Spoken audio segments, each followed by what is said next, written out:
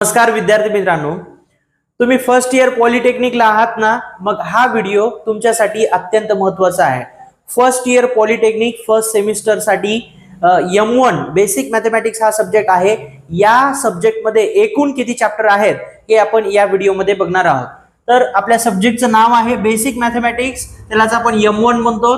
हा polytechnic first year first Semla हा subject आहे। तर या सब्जेक्ट मध्ये एकूण 12 चॅप्टर्स आहेत आणि त्या 12 चॅप्टर्सचे नाव काय काय आहेत हे आपण बघू। तर फर्स्ट चॅप्टर आहे लॉगॅरिथम, सेकंड आहे मॅट्रिसेस, थर्ड आहे पार्शियल फ्रॅक्शन, त्यानंतर फोर्थ आहे trigonometric ratios of allied and compound angle, fifth आहे multiple and sub multiple angle, right. त्यानंतर सिक्स्थ आहे फॅक्टोरायझेशन अँड डिफॅक्टोरायझेशन आणि सेवंथ आहे इनवर्स ट्रिग्नोमेट्रिक फंक्शन्स, राईट।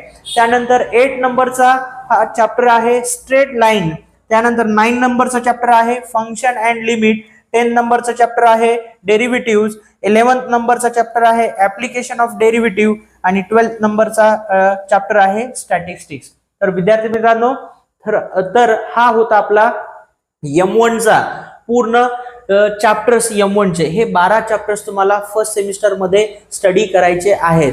तर विद्यार्थी मित्रांनो, आपले ऑनलाईन आणि ऑफलाईन ह्या दोन्ही मोड मध्ये क्लासेस स्टार्ट झालेले आहेत। ज्या विद्यार्थ्यांना ऑनलाईन क्लास जॉईन करायचा आहे तर त्यांनी प्ले स्टोअर वरनं मेड फॉर पॉलिटेक्निक MFP हा ऍप डाउनलोड करा, त्यामध्ये पूर्ण माहिती भरा।